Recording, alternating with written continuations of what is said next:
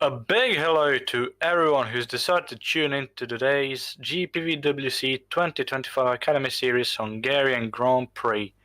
I am Lorenzo Eterovic-Funcic, and today I will be joined by Kert Rohtjarv here in the commentary booth for this, I would like to say, interesting race. Wouldn't you say so yourself, Kert? Hello from me as well. Yeah, definitely I can agree with you, because we have only 12 drivers today, which is the lessest driver amount we have had this season. So yeah, definitely interesting is much said, I would say. Also, the track is quite interesting as well, as we have corners like turn 1A and turn 12A, so yeah, it's quite an interesting track as well. Absolutely, as you've mentioned, fairly small amount of drivers, actually the smallest amount of drivers on the grid this season up to this point. Only 12 competitors today. A couple of new faces, a couple of returning faces, but unfortunately the smallest grid we have this season so far. Last season, I do remember there being more people during this time period. If I remember correctly, those races would be the Czech and Dutch Grand Prix at Most and Zandvoort, respectively.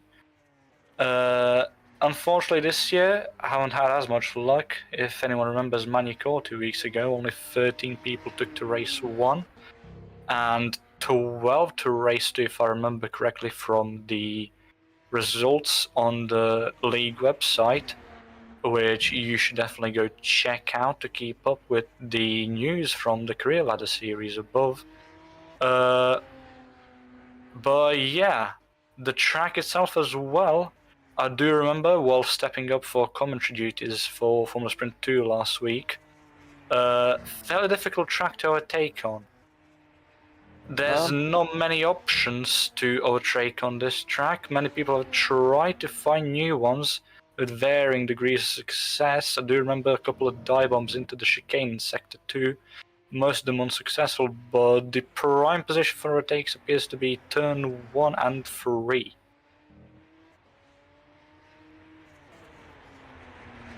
I must say, yeah, Hungaroring is quite a technical track.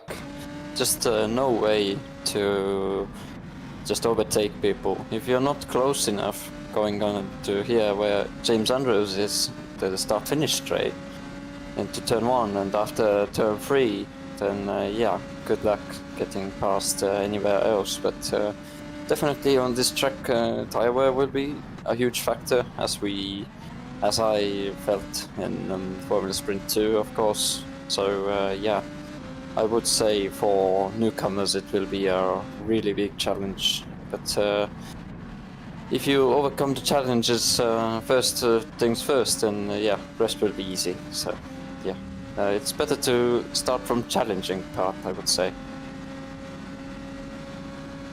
Would like to agree with that statement. And you did mention newcomers. James Andrews is not one of them, as we see him set up purple sector 1, so we will stick with him. But there is a couple of fresh faces on today's grid that I would like to take a look at after we follow James Andrews through his hot lap, which appears fairly promising. James Andrews, I mentioned from the Sprint 2 race here in Hungary, he did step in for potential GP, replacing Domenico Scarpelli, who, from what I understand, will not be continuing the season with them, but has talks from a series that is not this one. James Andrews has said purple sector 2 as well. Doesn't appear like anyone else is setting any impressive lap time so far. A bit loose there in the penultimate turn. Approaching the final turn, looked a tiny bit loose on entry as well, but looks fairly clean. And James Andrews will indeed take provisional pole with a 138.1. But I would like to take our attention to a couple new faces here on the grid. One who just set the third fastest time, and that would be Anthony Walker has been here before. Amir Rose, who is currently in P5, is usually with us in the commentary booth, but this time it appears he's decided to change the microphone for the tarmac. Yeah, interesting to see what Amir could do. He's very talented in commentary, for sure. So yeah, maybe he's talented in both things, but yeah, well, it's his first race, so we can't be too harsh on him and can't make too wild predictions. So it will be interesting to follow his way on Academy Series for sure. Definitely, and it doesn't look like he'll be improving on his current lap time on this lap. Mark Anthony Rassenaghem, though, who's currently in P12 out of 12, has set a purple sector 1, has done a personal best. However, I feel like his lap might have been validated there. Remember, I'm not entirely sure whether the career ladder rules apply in Academy, but he's gone third fastest. However, the event-specific briefing did mention that in-game track limits will not be used, and instead manual ones will be used. And the track limits that Rassenaghem used in the penultimate turn did not look particularly legal to me, according to the event-specific briefing. One rookie who we haven't mentioned yet, but I wanted to, Hero Calleja from Spain, currently in P2, only 200ths behind James Andrews in P1. He will not look to improve on this lap, unfortunately. 138 to 1, almost. It set yellow sector 2s and 3s, but it did set a green sector 1, apologies. And I have seen Hero Calleja drive in some other leagues before, and I would like to say that he is one I would like to keep my eye on for this race, Kurt. Yeah, it's also great to see that from other series people are coming to GPV as well, as yeah, Academy is actually on the summer period suffering from drivers, so yeah, great to see new talents as Hero Calleja going up to the front row instantly, so which is a big surprise. But in other series, I think he was quite great. As we see Juho Soppanen going sector 2 purple, so he's 600ths of a second quicker than James Andrews. Can he compose it? Yes, he can. 0.3 of a second quicker than James Andrews, taking provisional pole position. And that's a very good lap done by Juho Soppanen. He's the first person in this qualifying session to go into the 37s. We did see a couple of sub-38 lap times in the official practice session. I think it was indeed Soppanen and Andrews the only ones who did them, and some others were fairly close as well. Diogo Meneghetti, who returns to Academy, he abandons his lap time. Hero Calleja, despite setting a yellow sector 1, has set a purple sector 2, and I think it'll be interesting to see whether he can beat Juho Soppanen. Not quite, but he does beat James Andrews for P2. Just under 2/10 away from Juho Soppanen there. Yeah, seems like Hero Calleja isn't outlined yet from provisional pole position. It seems like the pace is there, but he just needs to compose this tricky lap time here at Hungaroring. Absolutely, and one person who hasn't set a lap time quite yet is David Junt, who's been in attendance for every single race so far this season in Academy Series, has immediately gone and set a purple sector 1, so I feel like he's definitely in the contention for not just provisional pole position, but for pole position overall. Looked fairly good through there, and I think, depending on how he takes the S's, a bit on the curb there, I feel like this is going to be the provisional pole. Never mind. No, it still goes purple sector 2. So maybe despite that slight bit of looseness through the final final part of the S's there, going through the penultimate turn, a bit loose on exit again by David Junt, but it looks like he might just be able to edge out Soppanen for pole position here.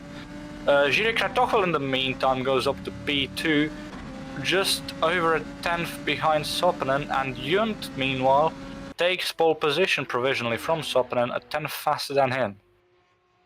It seems like in the last sector he dropped a 10th to Juho Soppanen, so if he wouldn't have dropped the 10th there, he would be provisional pole position by 2/10 ahead of Juho Soppanen, and the time would have been 1:37.5. So that would have been a really strong lap time from him. Absolutely, and I do want to pay our attention to Jiří Kratochvil, who we haven't looked at so far this qualifying session, only marginally off his personal best in Sector 1, but is up in P3 currently. No, apologies, he is 0.2 up on his personal best in Sector 1, is currently going through Sector 2, almost entering Sector 3. A bit lenient on the track limits there, but has set a purple Sector 2. And I think it'd be interesting to see how Kratochvil fares here in this hot lap through the penultimate turn. Will he also be loose? And actually, it doesn't look like it. Through the final turn, Kratochvil, will he be able to secure pole position provisionally? No. Not quite. But did he improve his lap time? No, he didn't. No. No But improvement to lap position or to... Yeah. But here we see now Marc-Anthony Rosanayaga going through turn 1, which is also quite tricky, going downhill, getting the braking right and everything. But yeah, Marc-Anthony right now sitting in P6, so definitely a guy who could get himself up to front row as well. But right now it seems like, yeah, he just couldn't compose his lap right now. But let's see if it's this time good. Well, only 700ths of a second down on David Yent, has getting a little tank slapper through turn 4, which is a quite quick corner also, and yeah, really tricky to go through there, definitely. And now we go onto the S's, also a very technical part where you need to just nail it to get a good lap time. And now another quick corner, turn 11, and now Sector 3 is basically only hairpins now, but Marc-Anthony Rosanayaga getting a yellow Sector 2, being 0.4 of a second down from David Yent, so seems like no improvement from this. Yeah, unfortunately no improvement by Rosanayaga, but I would like to follow out the rest of his lap because I feel like he might be able to improve his position if... No, guess not. Oh, there we go, he's back and he's set a 38.008. Has not improved position, however someone who might is Juho Soppinen setting a 37.5. Almost.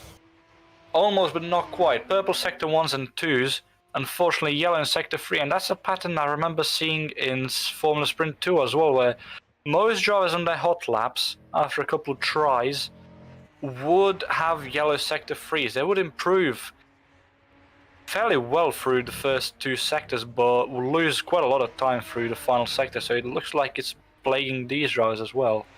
As we follow Diogo Meneghetti now, who is only 0.2 off, but is unfortunately 1.3 seconds off in Sector 2, so I do not feel like he'll be challenging for pole position on this lap. Definitely will improve his position if he keeps really good pace through Sector 3 now. Definitely will improve his lap time, but we will see about position as he rounds the final turn. Diogo Meneghetti, the only Brazilian representative in this race so far, will be setting a 39.3 and moving up to P9, jumping Amir Oates just barely by 0.04 of a second. Yeah, so see, I told you he could improve his position for sure. But improving his position by one position only, but that's something at least. So something to take away. Anthony Walker seems to have made a mistake in Sector 2, as he's 2.3 seconds down from David Yent's pole position lap time right now, 1:37.461. So now Anthony Walker has a final chance to improve his position. Right now sitting in P8. Does not do it. And I feel like that's a slower lap time than his fastest currently. Yes, and by quite a distance. 2 seconds off his personal best so far. Someone who looks to be improving on his personal best, however, is Diogo Meneghetti, who's only about a tenth off in Sector 1 and 1.2 seconds off in Sector 2 on David Jun's pole position lap time. However, they're both green sectors, so he might be improving his lap time. Again, we will see about him improving his position, but as it stands, he's green in all sectors he's currently driven through, so it just remains to see whether he'll be able to improve his position as well. No, not quite. 39.5, and James Andrews in the meantime is purple in Sector 1, however is yellow in Sector 2. Oh, Sets a purple Sector 3 as well, and is a 37.6, which moves him above Jiří Kratochvíl into P3, and he's only 2/10 off as we see David Junt fail his final hot lap attempt, which is a shame as he set a purple Sector 1, which was 2 times faster than any other one so far, and it looks like he'll be continuing his lap time. Anyone else who is currently on a lap time? James Andrews is still on a lap time. I would like to see how he's doing. 2/10 off in Sector 1. And unfortunately, I do not feel like James Andrews will be improving from P3. What about Mark Anthony Rasenayaham, who I see is out on track and currently P6. I feel like he is one who could be improving his position. Never mind, let's not talk about Mark Anthony Rasenayaham. Let's move on to Diogo Meneghetti, I suppose. let's curse another one. Who's gone green in Sector 2. However, he did go yellow in Sector 1. And it looks like he is the closest he's been so far in Sector 2. So he might be able to jump Anthony Walker here if he managed to string together Sector 3. And it looked fairly alright. It's a 39.592 and he remains in P9. James Andrews is now the only person on track, and I feel like he will not be jumping Juho Soppinen, but I would still like to see what lap time he sets, if we're not too late. We are. But I do see he did set a purple Sector 3, so James Andrews a bit unlucky on Sector 1 there, but in the end he did show that he can do it, and well, qualifying is over now. Yep. So I feel like it's about time we read out the final positions. David Junt secures yet another pole position, with Juho Soppinen in second and James Andrews in P3. Jiří Kratochvíl and Hero Kaleha in P4 and 5, Mark Anthony Rasenayaham in P6, Martin Reitberg, one of 2 people who have driven every race this season, in P7, Anthony Walk in P8, Diogo Meneghetti in P9 and Amy Rhodes in P10. And in P11 and 12 are the 2 American debutants who we haven't managed to mention so far this session, Mikel Graziadei and Lennox Roth, who unfortunately were not quite close to the rest of the grid, but I do hope we do see them do better in the race. Everything is possible in the races. As these races are very unpredictable, as always, here in Academy Series. So, yeah, I really hope they will do well, yeah? Absolutely, and as you said, Academy Series is a very unpredictable series, so anything can happen in the race, even with only 12 drivers being on the grid. If I remember correctly, Manicours was quite a watch, but, well, Manicours and Hungarian are not quite exactly the same track. Magnico is quite a high speed and this is quite like medium speed, I would say. Yeah, and I feel like there's definitely more overtaking opportunities at Manicours compared to Hungarian. Definitely less dirty air, I would say, as well, throughout the course of the track. So it'll definitely be interesting to see how some drivers returning and new coming fare with these cars in this track. but up until race time, I feel like we might just go on a break. Would you agree, Kurt? Yeah, I definitely agree with you. Alright then, so we will be back for the race while we let the drivers do their warm-up session. Stay tuned.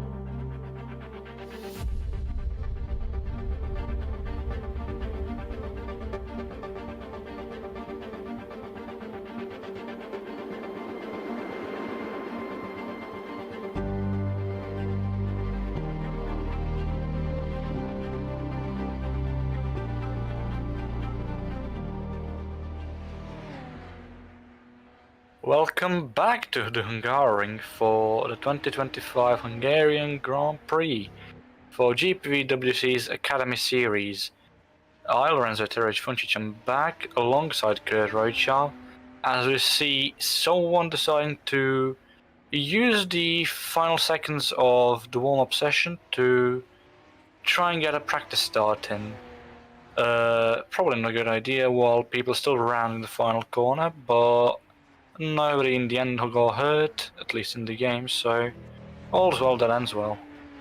Yeah, I agree with you. I do not know why really doing practice starts. Of course, I understand by the newcomers, but more experienced drivers just neutral, gas to the metal, and yeah, when lights are out, just put first. So it's not that difficult. It's always good to have practice starts done. You never know what can happen, really, even on race starts. If you recall the Formula Sprint 1 Hungary race last week, where Oliver Taras, albeit due to equipment malfunction, if I remember correctly, he said his screen turned black and he couldn't see where he was going, so he stalled on the grid and was promptly collected by Paweł Andrzejewski.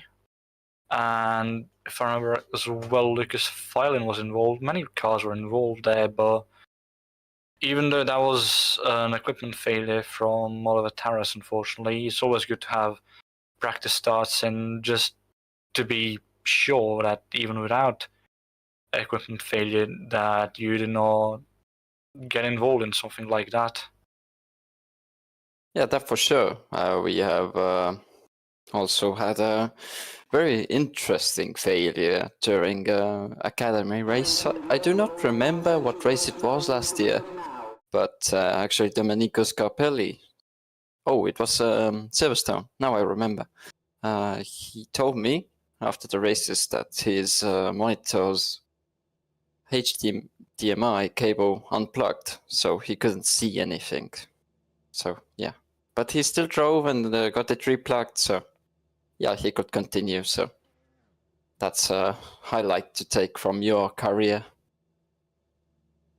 Yeah, I haven't had many career highlights so far in Academy so far. At least not on track. Hopefully in the commentary booth that changes. As we wait for the people who are hoping to have some notable career moments in Academy, and probably even further up in the career ladder as well.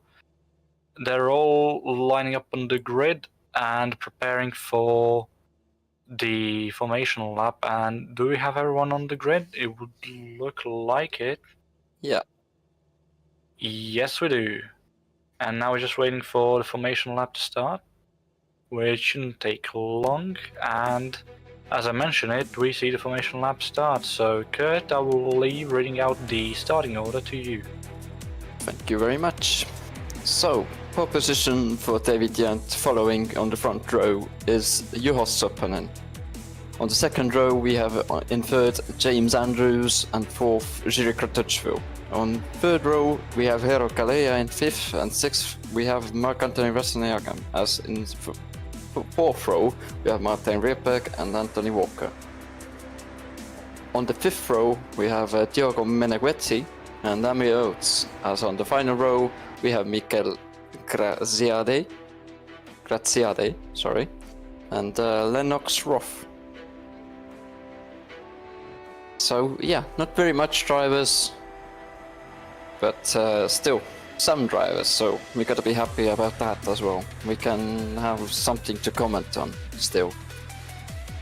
And also in Academy Series there is a rule on race 1 results. The top 15 will be reversed, but we don't have 15 drivers, so only the top 12 drivers will be reversed, so whole grid will be backwards for race 2. So let's see who takes reverse grid pole here. Yeah, it won't be unfortunately the first time it's happened this season. As we mentioned during qualifying, there was 13 drivers in the first race at Manico and 12 in the second, and before that we did have only 15 drivers competing in both races at the Spanish Grand Prix at Ricardo Tormo and the British Grand Prix at Donington Park. So, yeah, unfortunately, the lowest attendance so far this season Academy, as we see David Junt. We fairly aggressively to warm up his tyres. Juho Soppinen we did also see going wide into turn 11, if I'm correct, as we see Lennox Roth, the last person to approach their grid slot, as we wait for them to line up and wait for the lights to start the countdown. Lennox Roth all lined up, and now we watch the lights.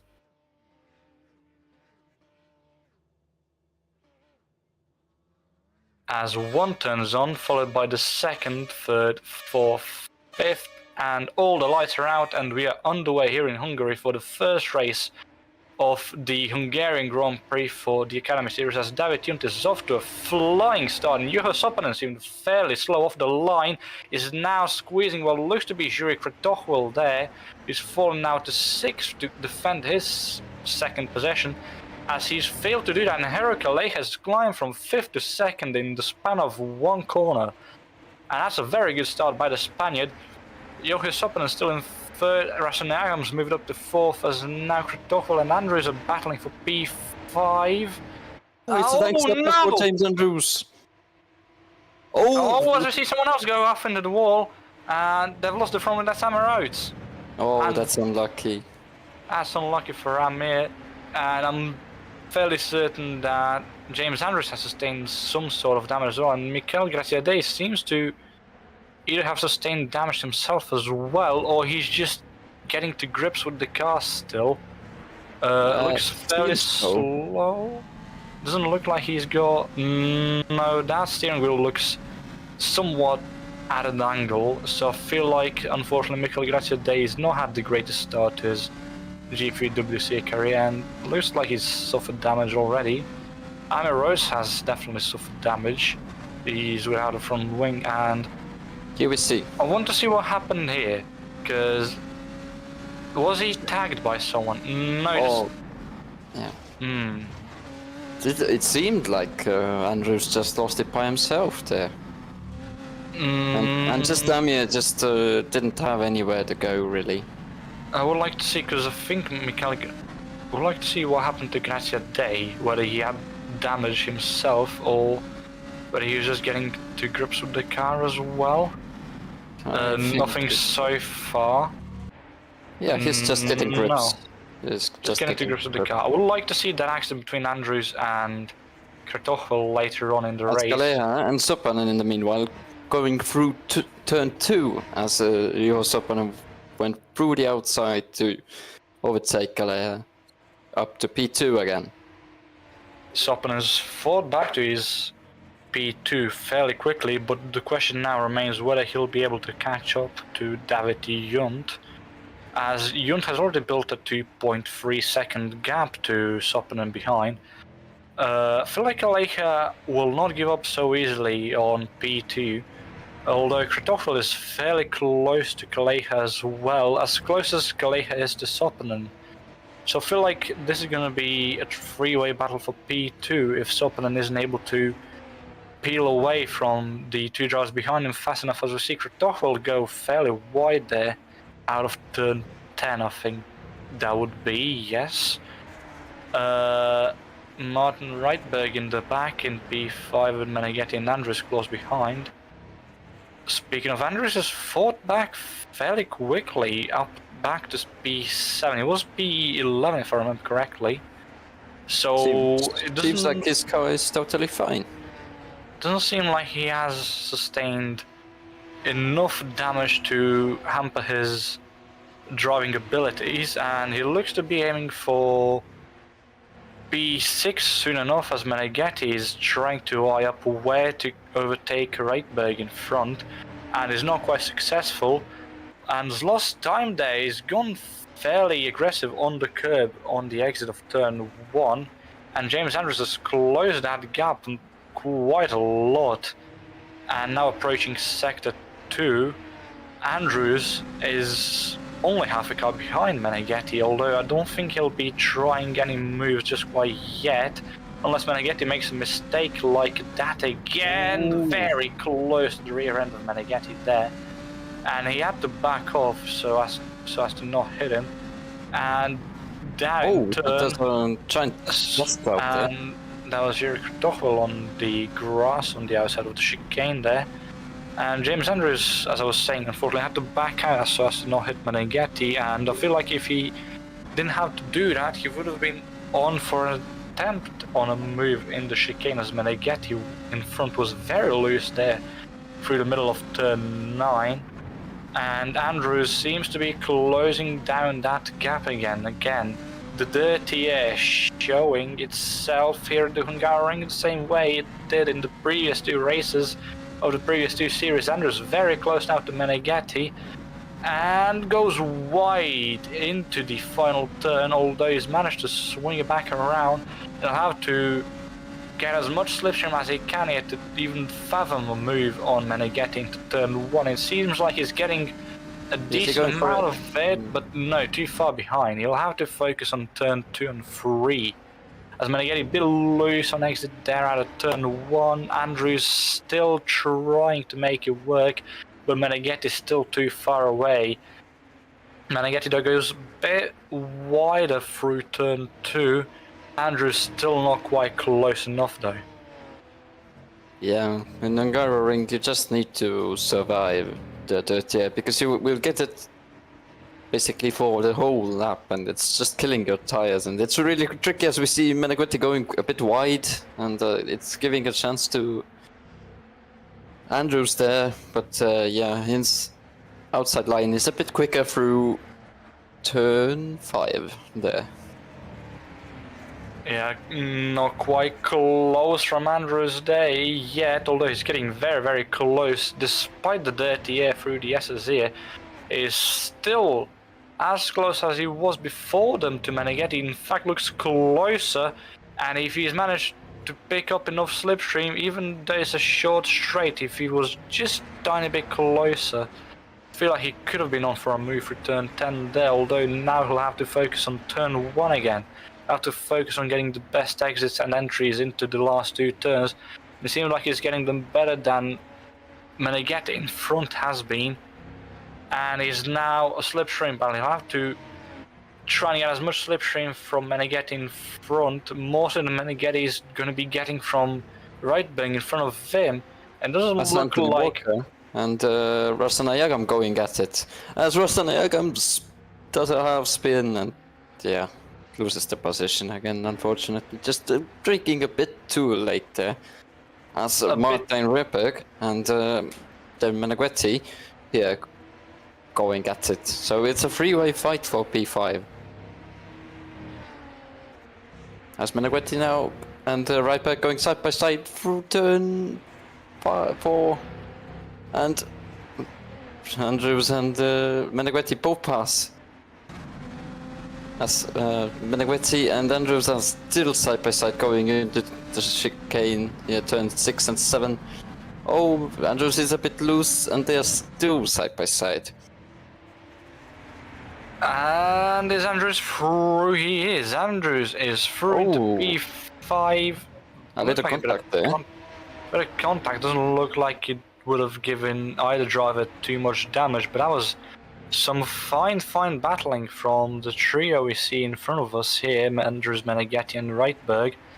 I did not quite expect Reitberg to be the biggest loser here. Granted, he was giving Meneghetti behind quite a lot of slipstream to help him get away from Andrews, but I did not expect Meneghetti to have gone enough to do the move that he did, although he did go very wide through turn 4, I think that was, to complete the move, although that was I think the first attempt we've seen at an overtake there across the 3 series we've seen so far race here, as Andrews is still under some threat by Meneghetti, although Reitberg is now in a bit of a no man's land. He's not quite close enough to Meneghetti to try and get back up to P5, and Walker and Rasanayahan behind him are not quite catching up yet. as we see yellow flags in Sector 1, and we see Amiroz is our first DNF of the race. It seemed like just going into the pits, getting a new front wing, he was just way too far from Lennox and Mikkel, so yeah, just getting that reverse grip pole here, as it seems. Also the move that James Andrews did here in turn 8, it reminded me of my move 2 years ago when I made my one-off appearance actually in 2023 Academy Series, right here, Hungaroring, and the move was the one-on-one same what I did on Joshua Dexter back then. So yeah, great flashback. So thank you, James. And I feel like it would be nice to see more of that, and I feel like you might just, even though Andrew seems to be peeling away from Meneghetti fairly comfortably, and Rydberg doesn't appear to be catching up to Meneghetti either, and those 5 drivers we see in front of ourselves now seem to have spread out quite a lot, and unfortunately the battle has died down.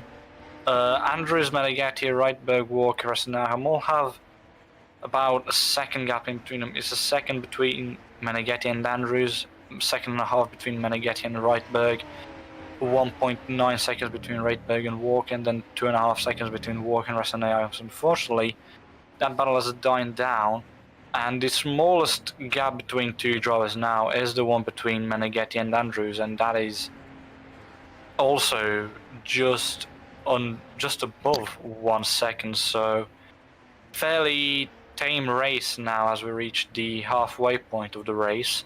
David Junt comfortably in the lead, as Sopanen has not been able to catch back up to him after losing P2 on the first lap. He's regained P2 on Hero Kaleha and is now 4 seconds behind David Junt. Hero Kaleha himself is now 3 seconds behind Juha Sopanen in P3. Jure Kratochvil is not challenging him for P3 either, as he's 2.2 seconds behind. James Andrews behind Jure Kratochvil, 6 seconds the gap, and the gaps seem to be increasing the more the laps go on, Kurt. Now as we reach the halfway point, well, this is one of the, it's one of the consequences having very less drivers. Just yeah, as we can see here, the gaps have now really widened up, so not really much battles going on. Not at all, actually, none battles. As Martin Rydberg and Meneghetti are the lessest gap. Between them is only 1.1 seconds, as Meneghetti has now totally lost out to James Andrews, as their gap is 2 seconds now. Yeah, and while we wait for any battles on track to resurface, I feel like now would be the perfect time to go back into the replay stack and check what caused Amiroz's DNF. Because we did see him DNF about 2 or 3 laps ago, but we did not see why he DNF'd. We did see him pit for a new front wing now. Whether he just decided to call it quits and just go into the pit lane. No. Oh. Oh. So that's what happened. Yeah, he just called it day. Yeah, not very ideal. Unfortunately got loose on entry into the last turn, and while trying to save it, unfortunately hit the tar barrier that divides the pit lane. As we now look on the lap 1 incident between James Andrews and Jure Kratochvil, as I would like to see from Jure Kratochvil's point of view whether there was any contact between himself and Andrews, or whether Andrews just got loose or noted, perhaps gone on the accelerator. Oh, the contact there. Oh, the contact there was. there. So there was contact between Kratochvil and Andrews. Albeit, I don't feel like that's on Kratochvil, as Andrews didn't particularly leave him too much space. Kratochvil had both of his left-hand side tires on the runoff and was nearly fully on the curb. So as unfortunate as that was for Andrews, I feel like Krzysztof definitely wasn't given quite enough space, and I feel like that's a racing incident. It's lap 1, you know, eager to get the positions as soon as possible, but in the end it's just a bit unlucky from both, although one driver got out of it way more lucky than the other. Yeah, also you just need to remember to just keep your cool, keep your head down, and just remember the fact that you don't win the race on lap 1, turn 1, and neither do you lose it. So everything is possible, and the race is long, so keep cool. Absolutely. Speaking of the race being long, we're now entering our final 5 laps, as Marc-Anthony Resanayahan seems to have heard her pleas and has closed the gap on Anthony Walker. Is now 3 tenths behind, or well 4, but seeing as Anthony Walker doesn't appear to be quite close enough to Martin Reitberg for any slipstream, he's quite far away, and that Anthony Resanayahan, now all he has to do is get enough slipstream to get alongside and try and make a move into turn 1, but he's not quite close yet. Although he's gotten very much closer, and he's gonna try and make a move here into turn 2, as Walker did go wide outside of turn 1, and Resanayahan was able to get alongside. Now goes later on the brakes, but goes wide, still alongside them. And there's a bit of contact there, and Resanayahan goes through for now, and that was very odd. It looked like they just attracted to each other like magnets, and I don't feel like Anthony Walker or Resanayahan sustained any meaningful damage, but there's definitely going to be some damage on both of their cars. Although Walker seems to be not quite losing time on Resanayahan yet, as Resanayahan goes on the grass there. Resanayahan might have some. Looks like, could we get an onboard view from Resanayahan to see on the straight after the S's how his steering wheel is aligned? As Resanayahan does seem to be steering a bit to the left, so it looks like he has some slight suspension damage. Yeah. Might be rear suspension, because it just seems like through the chicane he was quite loose, just so getting launched into the grass areas. So yeah, he just needs to take it a bit more easier, I guess, not to over push the car and just end up in the wall. And it's something he's gonna have to do fairly smartly, because he's very, very far away from Martin Reitberg up in P7, so he's not going to be able to get slipstream off of his car to try and pull away from Anthony Walker. But in the meantime, Anthony Walker is only a second behind, and because Resanayahan looks to have sustained suspension damage as he goes very, very wide, I think Anthony Walker now will easily sail back past into P8 as he does. And Marc-Anthony Resanayahan, as I was talking about how smart he has to be in regards to controlling his car while keeping the position, loses the position in a fairly unfortunate way, and he has 4 laps to get it back. But he has the question no is, input. he has no throttle input. No, there we go. That was very weird. Something's weird. Because he's not shifting down. He's on 6th gear.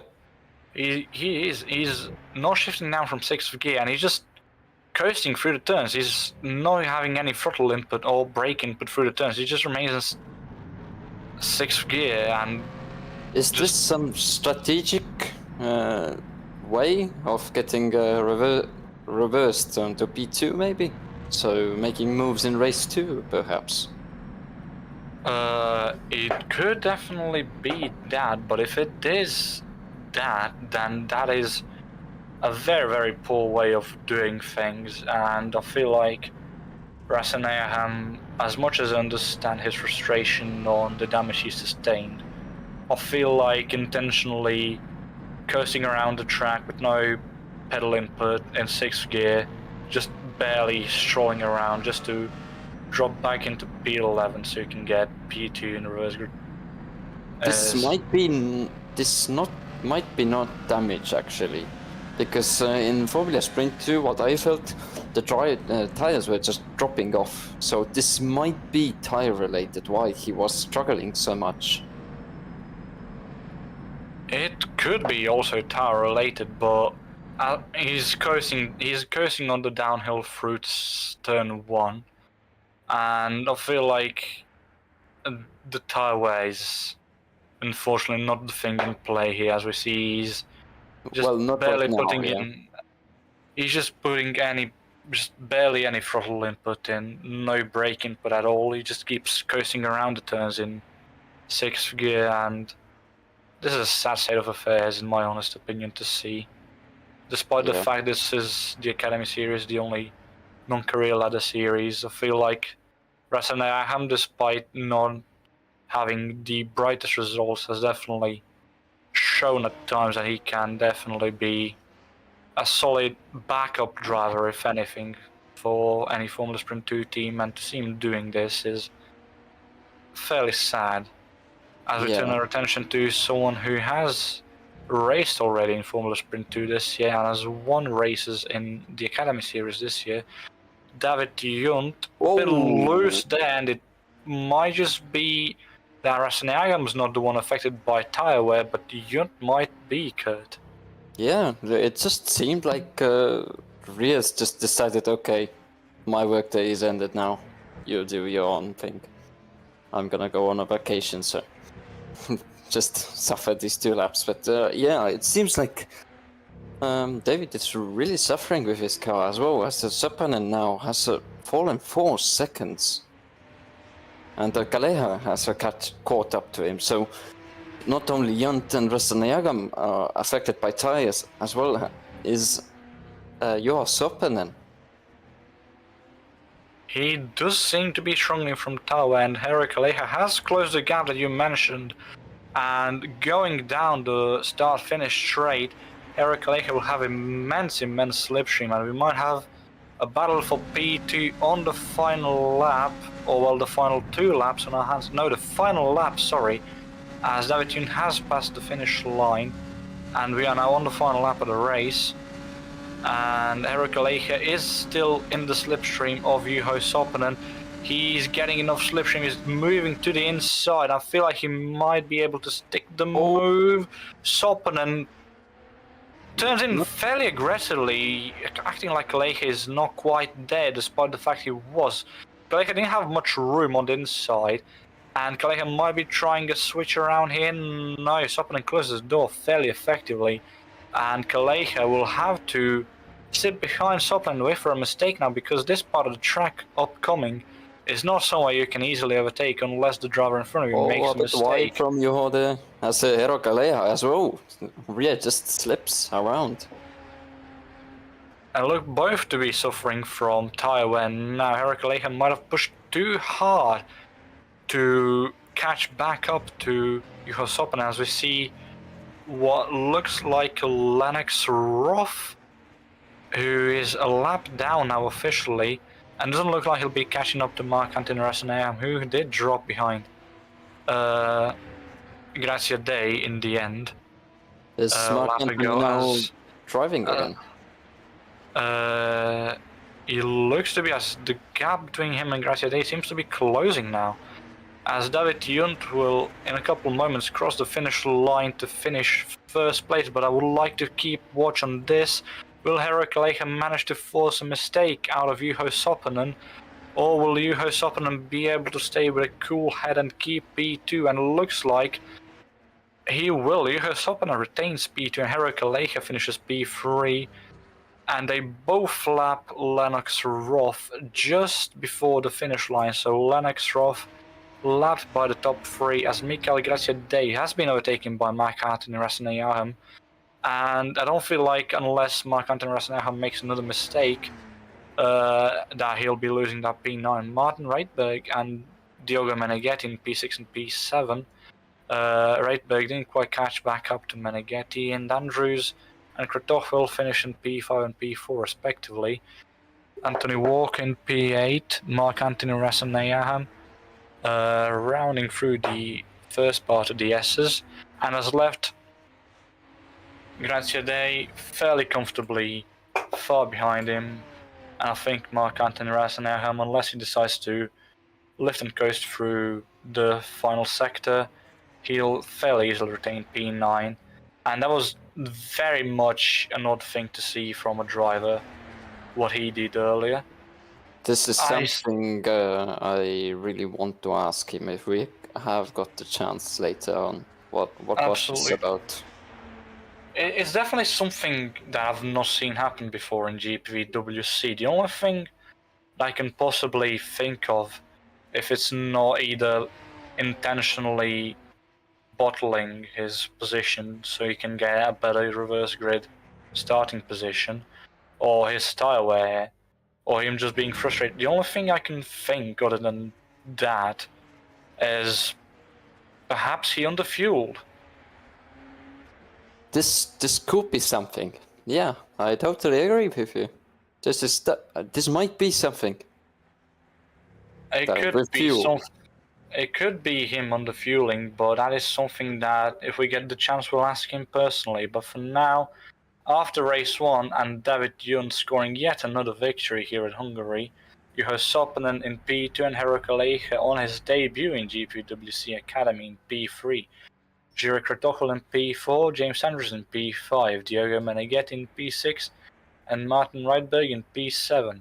Anthony Walker P8, Mark Anthony Rasenham in P9, Mikel Grazia on his debut as well in P10, and in P11 was Lennox Ruff, the only person on track to be a lap down, and in 12th place, only the enough of the first race, Amir Oates, who unfortunately hasn't been able to transfer his success from the commentary booth onto the track, at least for the first race.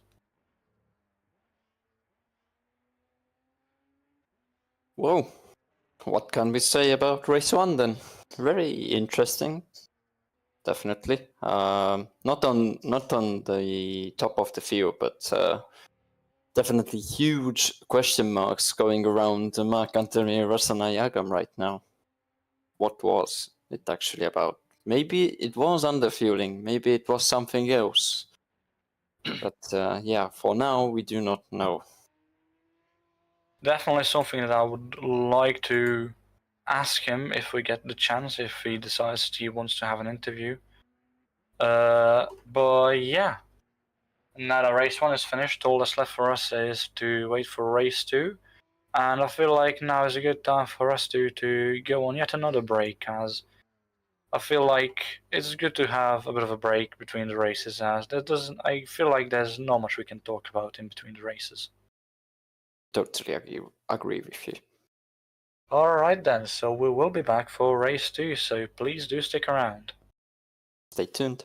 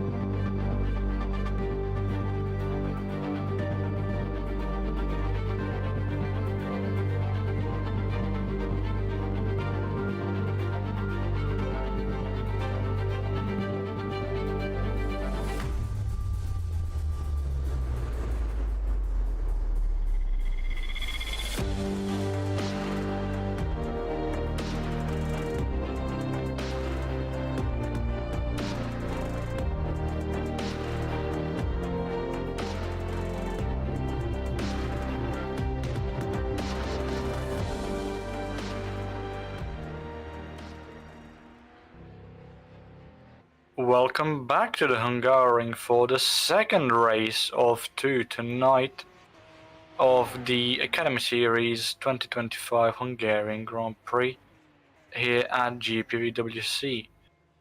Fairly uneventful, I would like to say, all things considered. The first race, we did have some interesting battles. We did have a battle for P5 between James Andrews, Diogo Meneghetti, and Martin Reitberg. Unfortunately, that one settled down quite early. The battle for P2 between Sopanen and Kaleho settled down as well up until the final lap. David Jungbluth won fairly comfortably. We did see Camerawork's DNF, and we also did see some interesting driving from Mark-Antony Rasenajaham, who decided for about a lap and a half to just stay in 6th gear and coast along the tracks coast along through the corners without any pedal input, just barely putting in any throttle input for the straights, which was definitely weird to see. I think that's the first time we've seen that ever happen in GPVWC. Fortunately enough, nobody was affected by it negatively, and we are still quite unsure why he did what he did, but hopefully we don't see it happening again here in race 2. Yeah, definitely. I think there was some fuel saving strategies. There were just a liter or two, just miscalculation, and yeah, they just wanted to make to the end. Well, I've done it myself as well. I remember when I was driving the Academy Series last year in Bahrain, round 1, where I got a podium on my debut. I remember being so nervous seeing my fuel amount. My MFD said I was like 2 laps short, but yeah, actually I made it quite well, but I still just being cautious saved some fuel just lifting through the corners. So, but I didn't use only 6th gear for the whole lap. So, yeah, We I've not done something relatively the same. Yeah, just not as drastic as this was, because what Mark-Antony Rasenajaham did was he decided to just stay in 6th gear, throttle down the straights to have enough speed to get to the turns, and then through the turns we just have no sort of any pedal input and we just coast through the turns. So it's definitely odd, again, I'm saying, and we really don't know what exactly happened there, whether it was tire saving or fuel saving, whether it was just frustration from the contact he had beforehand with Anthony Walker and losing the position, because now whether it was equipment malfunction, because we did mention equipment malfunction happening at the Hungarian this year as well, before with Oliver Taras's race 2 start in Formula Sprint 1, as we see the formation episode. So it's definitely something that was weird to see, as Camerawork doesn't appear to Well, he's new to this. Let's take it easy on him. Yeah. He's quite a far way in front. Now he understood. Yeah, I feel like Chris Williamson may have given him a message to take it a bit less seriously.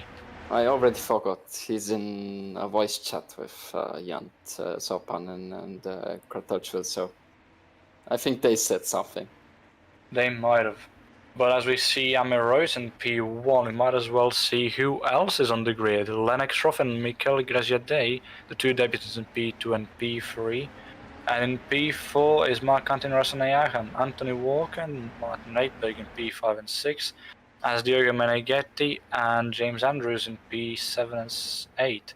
Jurek Tochel in P9, Hero Kalejo in P10, as Juho Sopnen and David Junt, the top two of the previous race, are P11 and P12 starting for this one.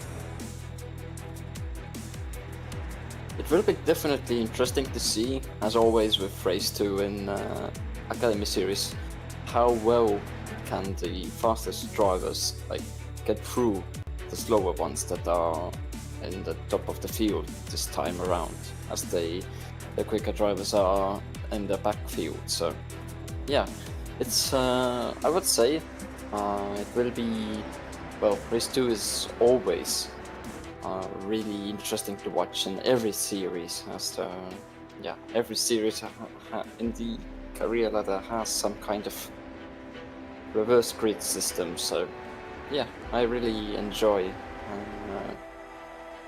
following race 2, but not driving in race 2. Fair enough. As we see Davin Tunt now being the last driver to approach his grid slot. Fairly wibbly wobbly there from him. And now that all the drivers have lined up, all that's left for us is to wait for the 5 red lights to go off. As we see the... Come on, please. First one turn on, followed by the second, the third, the fourth, the fifth, as all 5 red lights are now out. And now in roads, teams have gotten a fairly good start, but so did Anthony Walker, who's blasted and is now into P3 already. He's still battling with Mikel Gracia Day though, and it looks to be aiming for... No, he's not quite P3 yet. No, Mikel Gracia Day has gone wide, and Lennox Ruff and Mikel Gracia Day both. No, they have fallen behind Anthony Walker now. As we see someone in the background loose. Contact there. Got some collision there. Kaleja seems to have been tapped a bit by, looks like James Andrews again involved. Almost in the same place as in race 1 as we see Reitberg lose control. Mikel Gracia Day has fallen all the way back to P11 already, as Amir Rhodes still retains the lead. And Marc-Antoine Rasanayagham, who's very close, Anthony Walker as well, as we see Amir Rhodes, he's still in the lead. Well, it's easy to defend here, because you can't really overtake here, so Amir is really enjoying himself, I think. So, but there will be definitely interesting on the final phases of the race, so when tires are starting to drop off. So, as we saw in race 1, the things got a bit feisty, let's say so. Absolutely right, as we see Lennox Ruff, the debutant in P4, a bit loose on exit there. He's got a massive train behind him of 5 cars, so he's got P5 all the way down to P10. P9? No, that'll be... P10. Yeah, that is David Junt at the end of the train, so that is P9, the last guy completing this train. As we see Heroic Aleja getting past Lennox Ruff with relative ease, as Sopanen and Meneghetti do the same, as we see David Junt spin in the background, and he's fallen way back down to last place. This is not perfect, what happened? As we see Meneghetti attempting a move on Sopanen, who we did see right as we cut into the frame of them battling, a bit loose through turn 2, the contact there as well as they go side by side. And now Meneghetti is not quite through, although Sopanen did take a fairly wide line through there. Although he was in front, so there is no need to give back any time gained. I mean, I was still in the lead, in front of Anthony Walker, who's now overtaken Marc-Antoine Rasanayagham, and Heroic Aleja, as we see Lennox Ruff dropping down yet again, and we did see yellow flags flash for a brief second, so we can only assume that he was involved in whatever accident was brought on that caused the yellow flags for that brief second. So Amir Rhodes defending very aggressively, tapped from the back by Anthony Walker, and Marc-Antoine Rasanayagham didn't look like he had anywhere to go, and he might have caused Anthony Walker an even bigger spin than what been. And Anthony Walker's gone from P2 to P7 now in the span of 1 turn. Yeah, it seemed like Amir just did a little bit of moving on the braking, but yeah. I mean, for next time you cannot do that, unfortunately. But yeah, things happen for first time around people. As Anthony Walker goes a bit wide, and James Andrews now with Anthony Walker. I don't think he's quite there yet for an overtake. James Andrews will want to focus on staying as close as he can to Walker through this lap, and it'll be hard with all the dirty air on this track because of the nature of it. I see Amir Rhodes. Oh no! Oh, Amir! Oh no! No! This is not the thing you want to see. Wow. Oh, that's very unfortunate to see. Amir Rhodes very loose coming out of turn 4, I think that is. Unfortunately, not able to Malto. control the car as an Ayaham involved. He's just a passenger there, nothing he can do. And Amaroids, unfortunately, his car decided to do some breakdancing. And he's dropped from P1 to P10 as Heracles has also gone past Mark-Anton Ayaham has dropped down. He's dropped down to P8 as well. He's right in front of David Junt, who looks to be setting up an overtake through turn 1 now. Well, not quite. Also might have rolled, actually, because I didn't see him rolling. Well, he was quite close, it seemed. He looked close, but we didn't quite see whether he really did roll. But it doesn't matter now, that's behind him, as Mark-Anton Ayaham now focuses on keeping David Junt behind him. And he might have a fairly big job on his hands, as Junt, well, not close enough there because of the slipstream Ayaham seems to be getting from Breitberg in front. Junt is still closing down the gap, even with the slipstream that Ayaham is getting. Yeah, we definitely need to see the replay of that, as Mikkel Graziadei spinning around, I guess. Very unfortunate, but at the same time, Mikkel Graziadei, one of 3 debutants today, and unfortunately all 3 debutants today are occupying the bottom 3 spots in both races so far. So not a good day for our debutants today.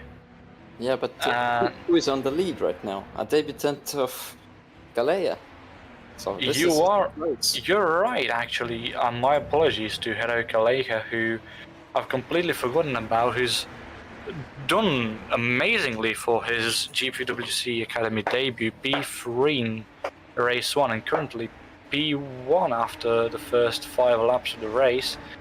Juha's opponent, though, looks like he might have something to say about that. Nothing's outlined yet. Is your opponent close enough? It seems so. He's going to take the lunge into turn 1. Oh, going sideways through turn 1. That's some style points for the Finnish driver for sure, but they're still side by side going into turn 2 now. I would say Hero has the quicker line than Sopanen, and Hero is a bit wide, and they are still side by side. A little contact between the drivers as they go into turn 4, as your Sopanen is through from Hero Kalea. And there was a fairly good battle between Sopanen and Kalehe, yet again Sopanen, as with most of the days so far this race, helped massively by the slipstream, although Kalehe didn't let him have it quite easily.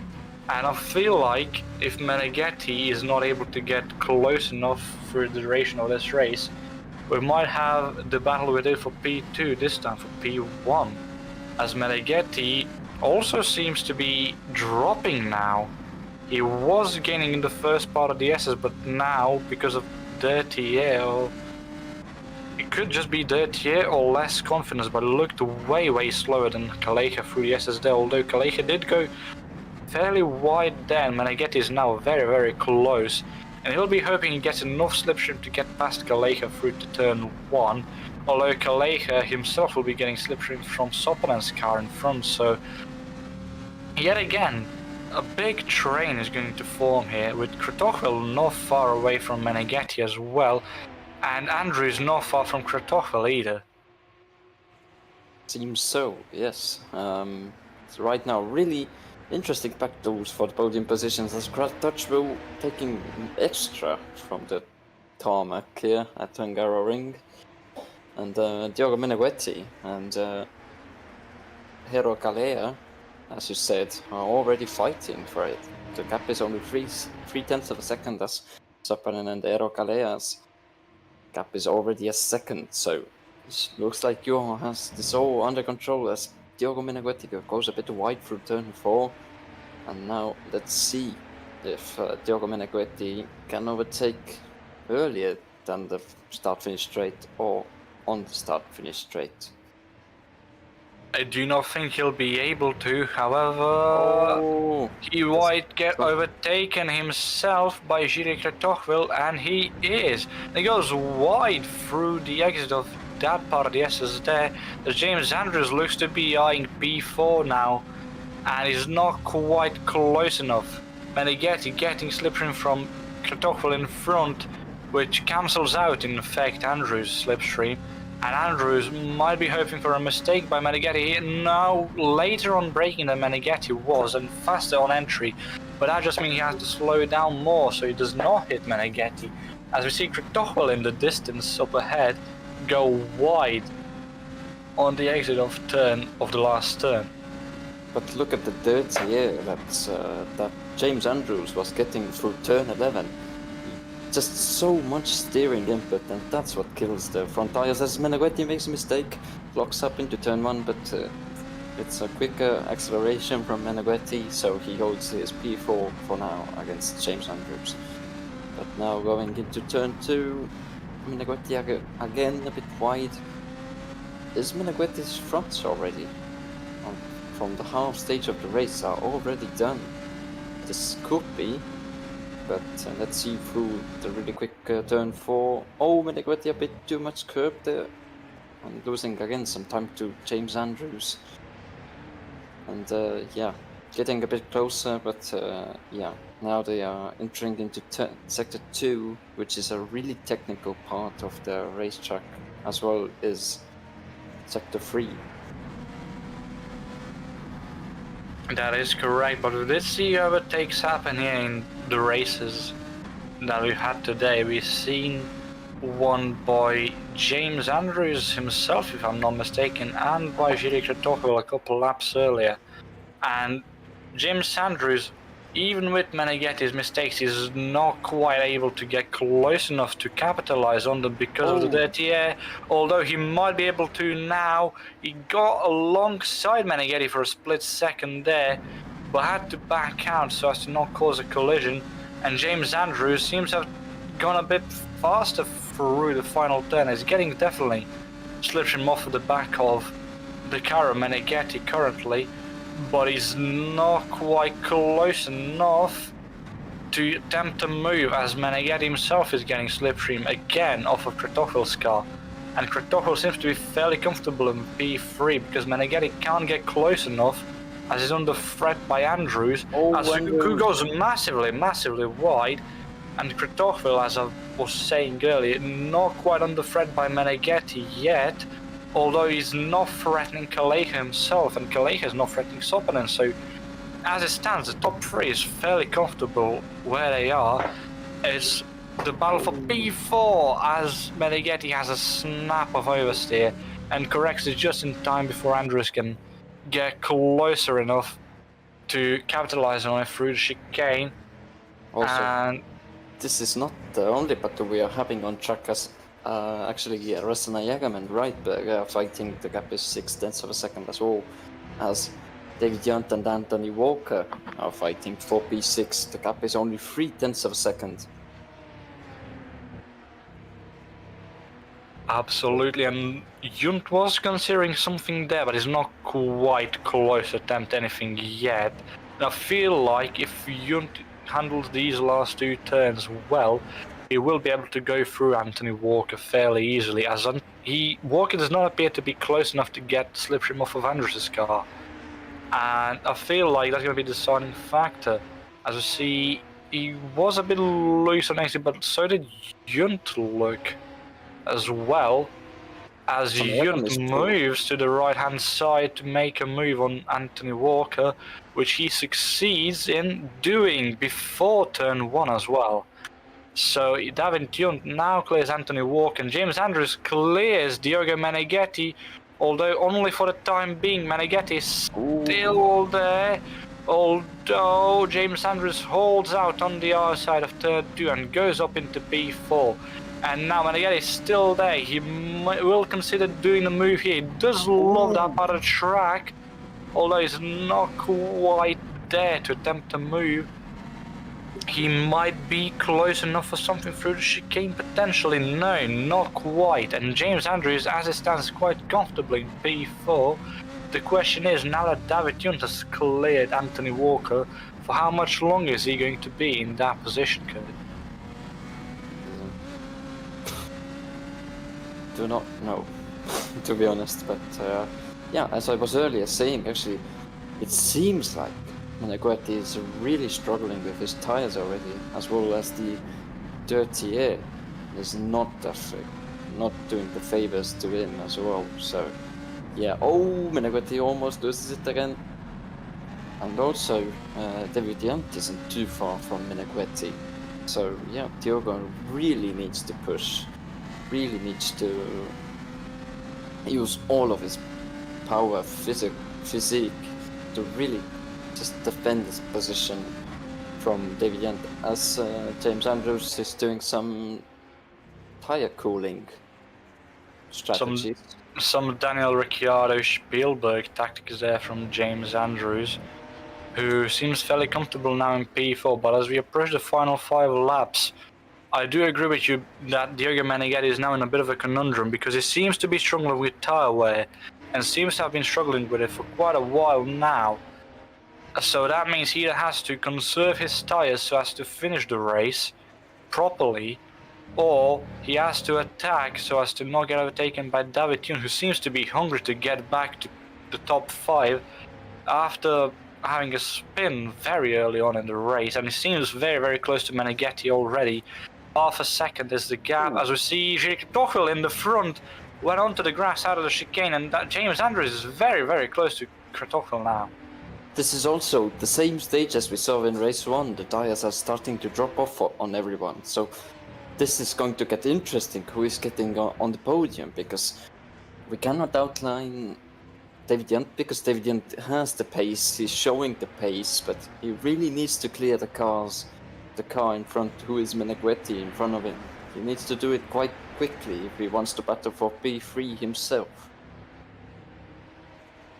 And that's completely right, because Meneghetti seems to be dropping off more and more with each corner from James Andrews, who seems to be gaining through the slipstream gas from Jiri Tochel's car on Meneghetti, and David Junt looks to be close enough to try and move into turn 1 here.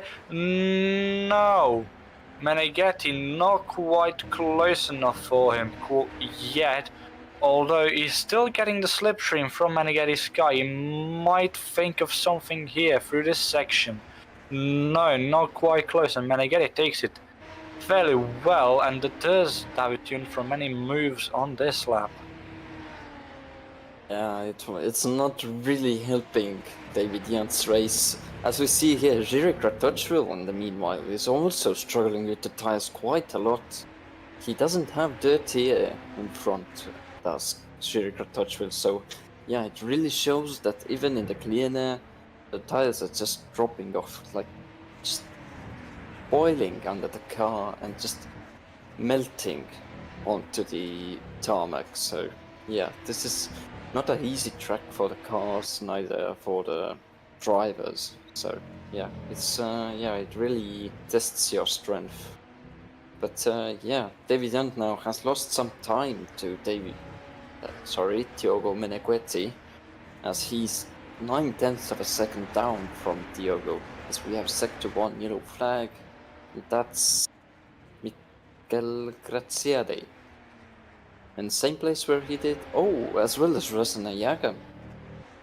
And that's unfortunate for Rasenayagam, because I did see him go past Martin Reitberg, and now, with only 3 laps remaining, he has to do it all over again, and he's got a gap of 4.5 seconds to close down in only 3 laps, as James Andrews very, very much later on the brakes into turn 1 than Kratochvil, almost going into the back of him, although thankfully he avoids any contact with him, as he looks very much more confident than Kratochvil does in the car and in the tires and just everything at the current moment, and just not being able to overtake yet because of the nature of the track.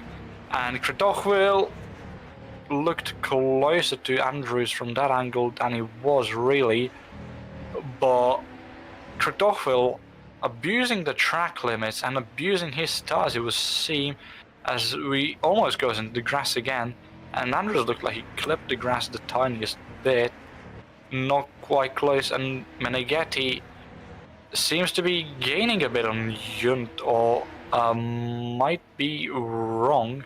At least through the S's, it looks like he's gaining. He is, although marginally.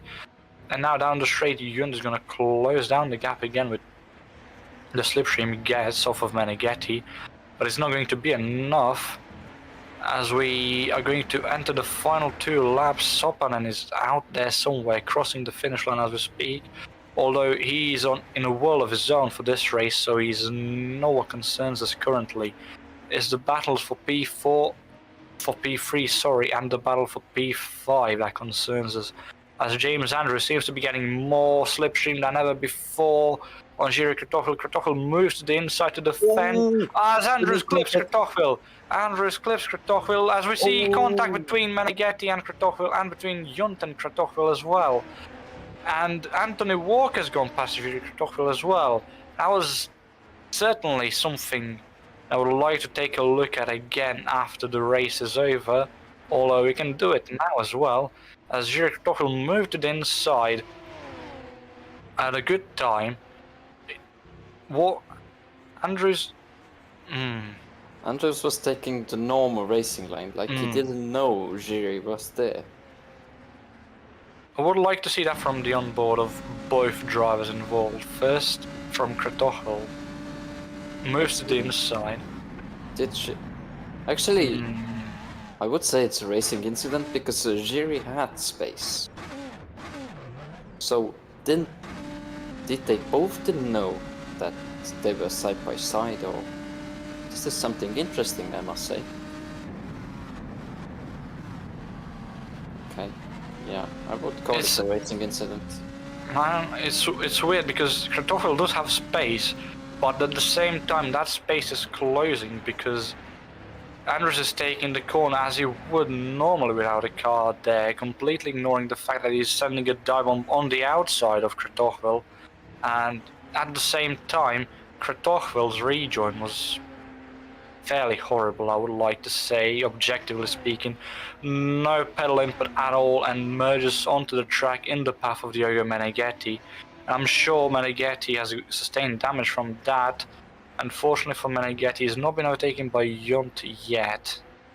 As well as we have a retirement on the last lap of the race, unfortunately, and it's Rasanayaga.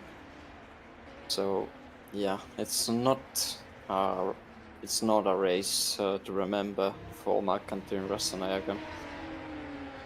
Absolutely, and speaking of Marc-Antoine Rasanayaga, he did just DM me saying that he indeed did have no fuel for race 1, which caused the interesting driving technique we saw from him, which does make sense, but at the same time it is unfortunate that it is how he had to deal with it.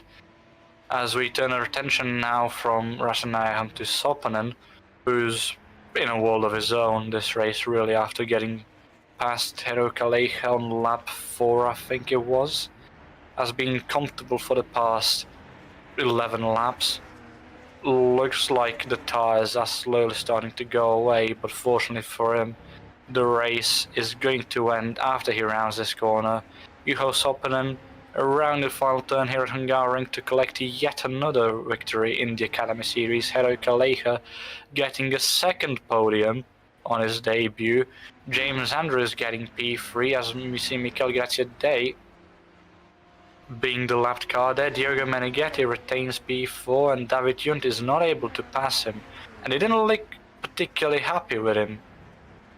Or was just the result overall, but it seemed weaving after crossing the line. Anthony Walker in P6 and Jiri Kratochvil in P7 as well, as we wait to see whether anyone else can cross the line. Well, they can, of course, but whether they will is a different story. Amy Rhodes, who started on reverse grid pole and unfortunately decided to switch mid-corner into athletics, will be crossing the line in P9. I definitely want to see the incident, what happened quite early on again. What really happened there, because we didn't see what caused Amir to just lose control there. into turn 4. So I feel like he went in too aggressively out of the turn and possibly accelerated too early, and he was with his full car on the outside curb, which may have caused his rear end to unsettle, which I feel like is more than likely to have happened. And yeah, accelerated too early out of the corner with the car fully on the exit curb, which was fairly fat, if I do say so myself. And unfortunately, the thing that happened did happen, and he's ended the race in P9 as Rohtjarv is now the final car to have crossed the line, as we do go and check what happened to Camerawork. oh, it was already earlier. Okay, yeah. Yeah. And yeah, it's a really aggressive onboard we see with Famiox, but I would like to see what happened to Marc-Anton Resanayahan following that crash, because you didn't mention he looked a bit sideways as well. So I would like to see what happened to him. So here we see, but did he roll? Let's see. But he got clipped by oh. Oh yeah, almost. Okay. He was on 2 wheels. Yeah. And now that we are looking at Marc-Anton Resanayahan, I would like to see what causes DNF.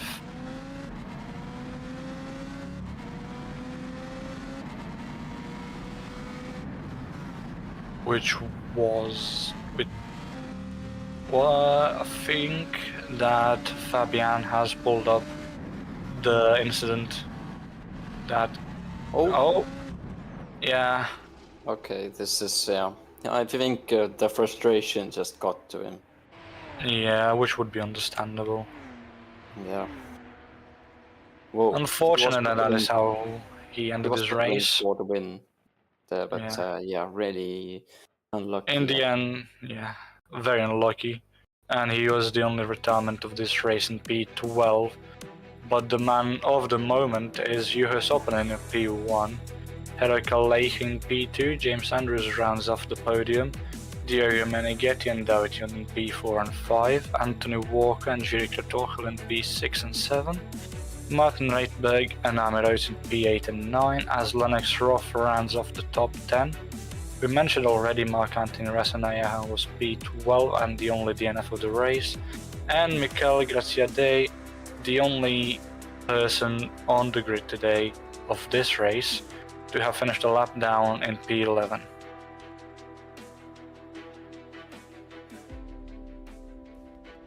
Right then, I feel like despite the fact that the races weren't as eventful as we would have hoped for, that there's definitely some people we can interview, and I do see some people waiting for interviews as well. So I feel like we should bring in first and foremost the race 1 winner, that is David Junt. Yeah, I agree. Hello David, can you hear us? Hello there. So very well, I must congratulate you on your race 1 win, of course. Well, like you haven't won in every round this year, once at least. But yeah, talk us through race 2. Really unlucky from quite early on, and yeah, how difficult really it was to get back to the top of the field. Well, you tried, but got onto the midfield. But how difficult was it to look after the tires and just drive in the dirty air like that? Well, I mean, since like Lorenzo and Mauro and Victor have like gone or gotten, you know, full-time drives up ladders, of course, have been a bit more lonely. But then again, James, Juho, Jero now, they all had very good laps, and I wasn't that sure about having good pace. Like, didn't think setup would be suitable. I would get used to it because the car still has this, you know, even on throttle, starts on steering more and lift off oversteer, especially in turn 4. It's a very difficult car to drive until like I got at some point that I managed to do it kind of safely, always on the thin edge of losing it or then getting stuck on the curb and then spinning. but I got that one good lap in, and that was pole. Race 1, I had a surprisingly good start, so I got away a bit early, so I could like avoid from any dives or attacks from behind. So. And then it probably looked easier. Of course, that was the race where dirty is not a problem. Of course, where you've got a free track. In race 2, I mean, I was trying to just take it easy. Like, why not? I mean, this second was like mostly also fun, and don't want to attack too hard. And I think in the first laps, I was being nearly too passive and could have gone up the order and didn't. And then when I saw the chance, I think one car like the crossover between like James Andrews and Lennox ahead, Lennox off. So I got that tap. I spun around and like, oh well, spun the car the right way. I was like, oh, let's see, have pace and put it down. And I saw that in the field like James and you also traded fastest lap, and I got to one place when I was like past like Martin Riedberg with an outside pass that I'm mighty happy about it. Alonso outside pass. And then I had some free track and I could put down some really good laps to, you know, take the still working front tires. I mean, in race 1, they're also starting to go off in the front, and I felt more of the slip and not being glued to the inside and keeping my line. But in race 2, I still managed to have them at a good window to just put a below 38 lap. And then afterwards, of course, in the dirty air, for some cars, I think I started, like for Anthony Walker, I found a good line, I think, following him through the SS. Although I think he had several kind of, you know, unfortunate apex lines, and that's where I closed in on him, and I was like stuck to him before I outbraked him at turn 1. So it was a bit easier than it probably looked like, and there's not really much of a dirty effing. But behind like Diego, he was having a good drive. I just couldn't quite find the line. At some points he looked like he defended and went back and then braked a bit earlier than I expected, and like caught me out. But then I lost time again, and then there was the incident at turn 1 between James Andrews and the Schiri cutoff wheel, and we kind of avoided, you know, we bumped into him, but we avoided spinning too. But at that point, I think even like with the pace I had, it was a little too much to gain back to Diego in over 2 laps. So I could not really move in on him as a same pace of knots, but I was nearly close to him again, and I watched so many laps where like at that one turn he was always completely behind the AstroTurf. I was like, okay, he's going really far off the track there, but I still wasn't fast enough to just get close to him again to make maybe an outbrake move. And to be honest, the top gearing was a bit we're using shorter gears here and maybe more wings, so it wasn't really a slipstream overtaking to turn 1. So yeah, I'm kind of happy with P5, like from spinning on like lap 3 or something. So I'm okay with that. It was fun. Yeah, I would say you made a really good recovery in race 2, but how would you say overall Hungaroring? Is it like, was it really tricky for you? How was it like being close to another driver ahead of you? Like how difficult was it to really control the car? How much did you like force it into corners and exiting the corners? Yeah, I have my like apart from like the brake or lift off oversteer, there's a lot which makes this car more challenging than a beginner car should be, in my opinion. But it also, the steering lock sometimes feels weird, and I mean, there's also the understeer that I sometimes go in, and the on-throttle understeer already starts. I don't know, it's a mix of that, but it always makes me sometimes like feel like I'm not one with the car. And this, of course, I mean, it was easier, of course, in free air, and the car was a bit easier to pull into turns. And I looked at one qualifying lap with James Andrews, and that already got me a lot of help to see, I'm rolling into that turn, and like don't go steaming into it, maybe be a bit more passive, and then let the car settle. And then I also started seeing, that works actually with the car. But of course, the car has some I don't know, maybe it's just my view, but it has some weird understeery tendency too. So it just feels weird with like sometimes controlling the car and with the the like sector 2 with like after the chicane, the left, right. Sometimes it's a bit difficult, especially like the first left and then into the right, which with tire wear at the front started to get more tricky because the car really started. You wanted to take a bit of curb, but then not unsettle the car. But if you were too outside, you started to lift off, and the car again doesn't like lift off oversteer. So, and the problem is you have got a lift off oversteer that you can have, and then you don't want to be on AstroTurf because, like on my last quali lap, which was actually grass and not AstroTurf, but you can so easily lose it then. So it got a bit more, hairy over the race, and of course I wanted to get close and stick close, but at some point, of course, it was like I lifted off earlier, stuck to the inside, and then basically tried to go on the throttle a bit quicker. That point helped me get close, unlike some of the cars, and it didn't work. It didn't work too badly, but yeah, Hungarian is always a difficult track and not one of my favorites, I would say. And this time it was just lucky I was first in race 1. I guess, luck deserves us all. I guess so. Lorenzo, do you have any questions? Just one, seeing as now we're going into the summer break. So there's going to be 4 weeks of no GPVWC action of any kind. Well, not 2 actually, sorry. But there's going to be 4 weeks of no academy action. My question is whether we will be seeing you back in academy at Misano, or whether we will be seeing you a week earlier and FS2 potentially.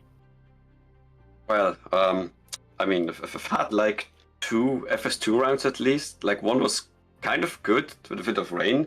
The other one was, well, I undersold myself at Belgium. I guess I was expecting like a crash or Rouge Radio, and it didn't come. So it was a bit difficult there in that race.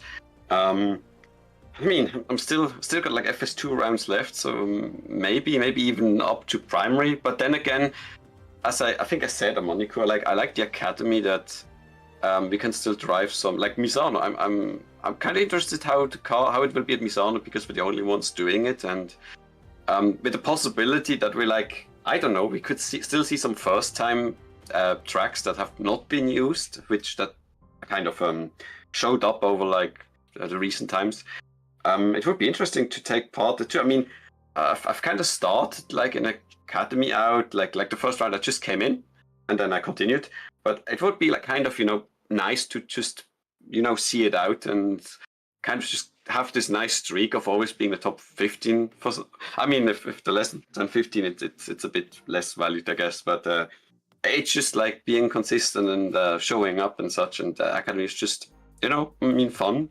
Although I would welcome if it had real weather too. Like if you want to like beginner, you have to learn from academy out. I would say including weather. But yeah, I kind of enjoy my time right now. So maybe I'll have some appearances up the ladder. I'm not sure yet, but yeah, because I kind of still like kind of academy. I have not been looking to go into a primary spot yet.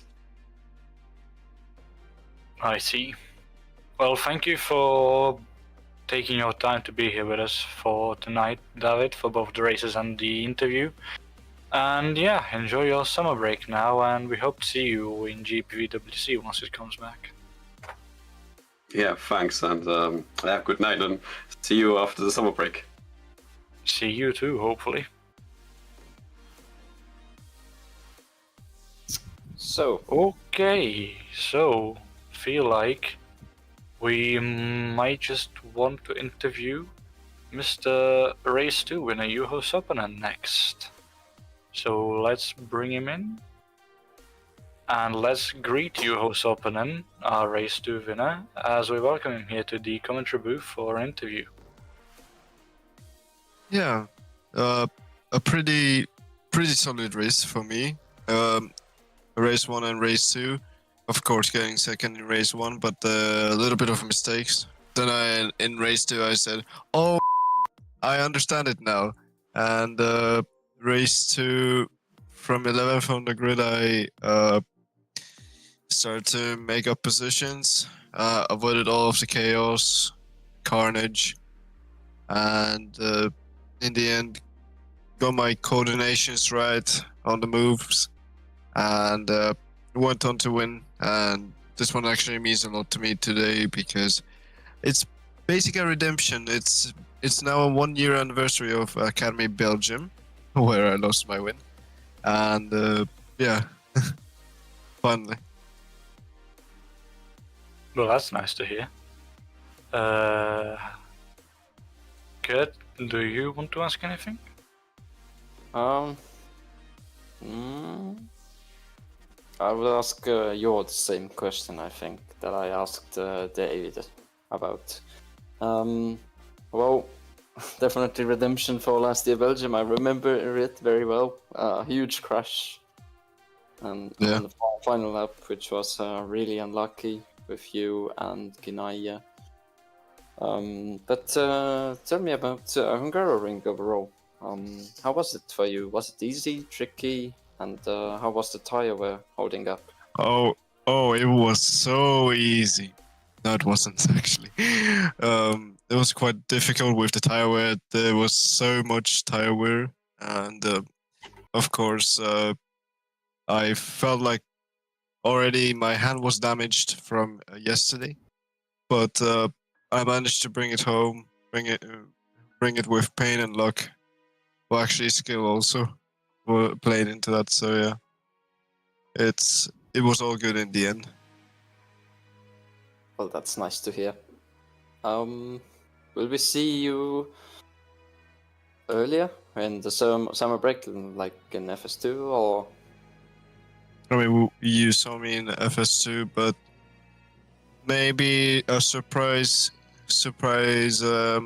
visit to some series, at least. Well, let's hope so. But Yeah. yeah, hope to see you again in Academy Series after the summer break, and let's hope to see you even earlier. Kiitos, Kert. Ja, kiitos. Joo. Hyviä päivää.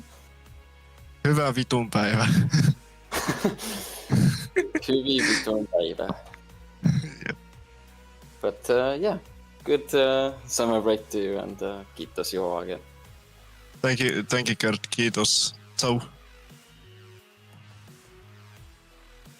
So, should we go for one more? Maybe Amir? Yeah, I think we can squeeze in Amir. Let's squeeze in an Amir Rhodes interview. We don't get those often, do we? Yeah, we do not. Usually he's the one doing them.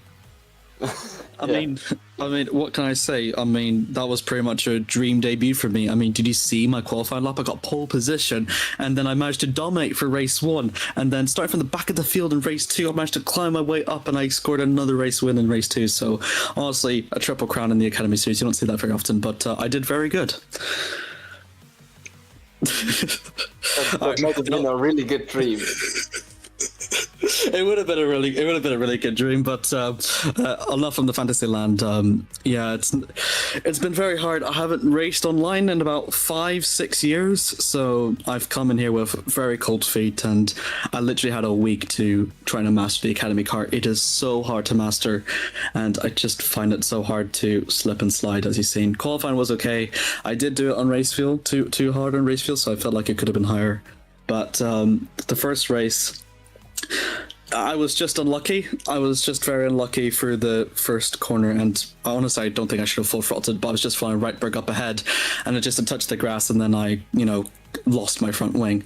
And then I was like, okay, well, as long as I stay within the race, then I'll just, get reverse pole.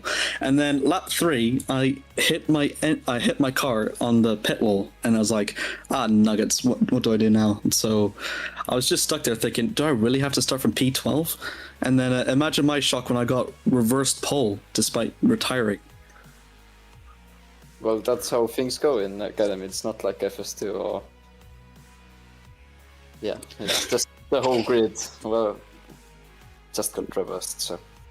Yeah, unfortunately enough, race 1 was not the end of your troubles. We did see you decide to do some breakdancing in the middle of race 2 as well.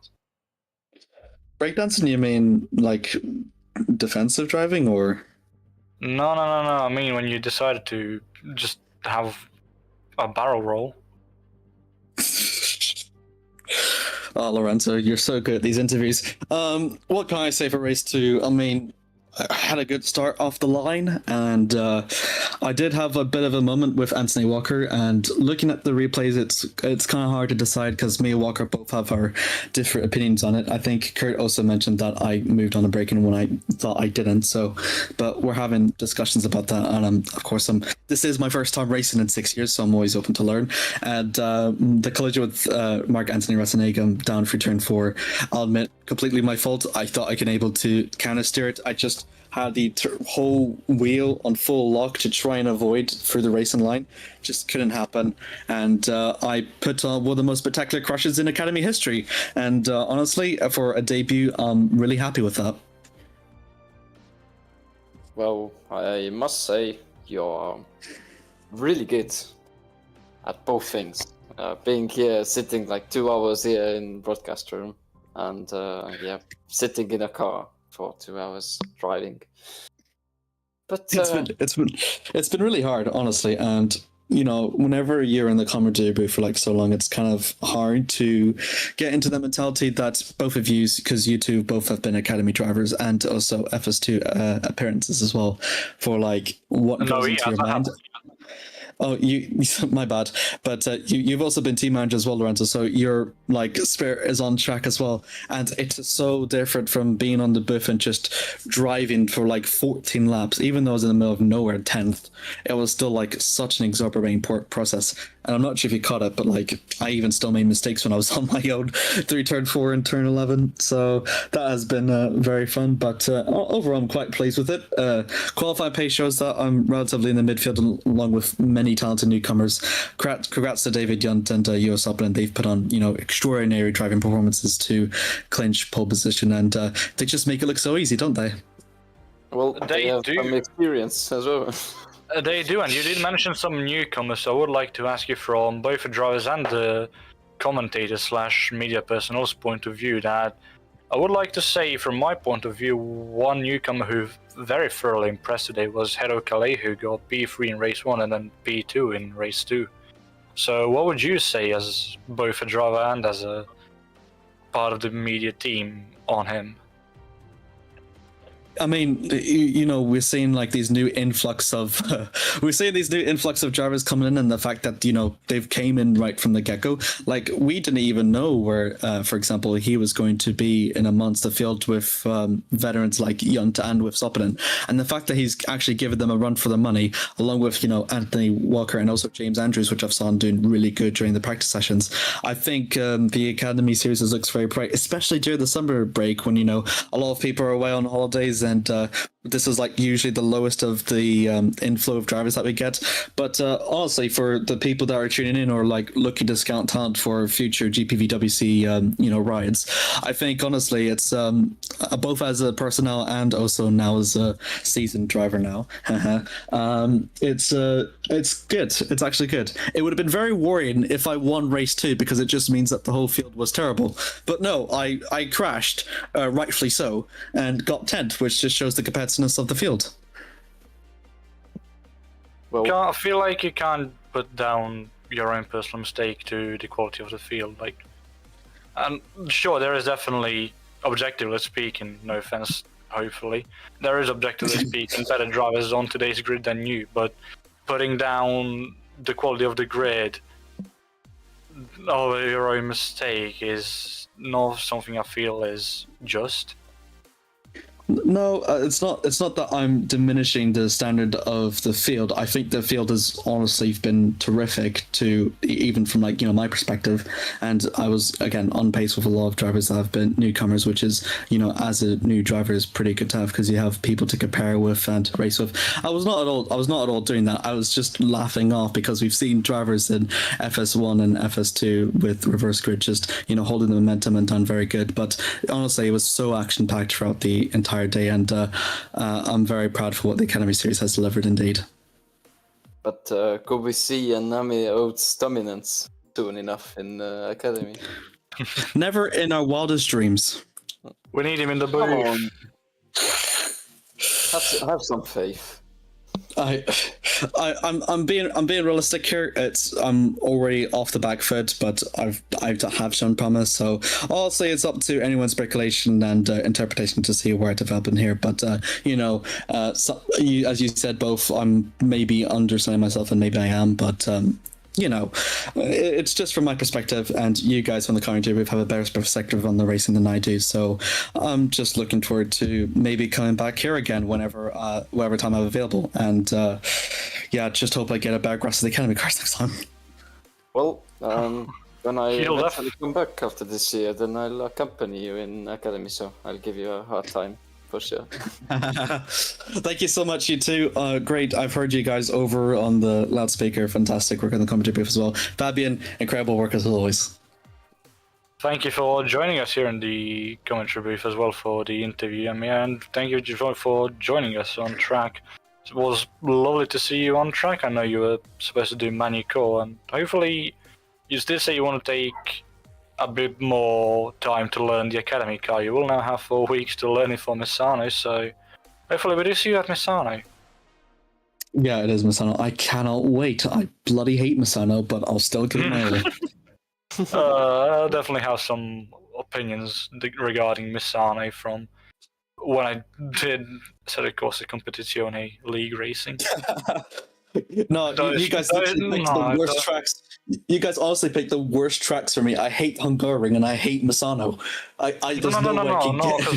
No, because I feel like Misano is going to be fun, but when I drove it on ACC, the track limits made me want to do things I probably shouldn't utter here on the stream.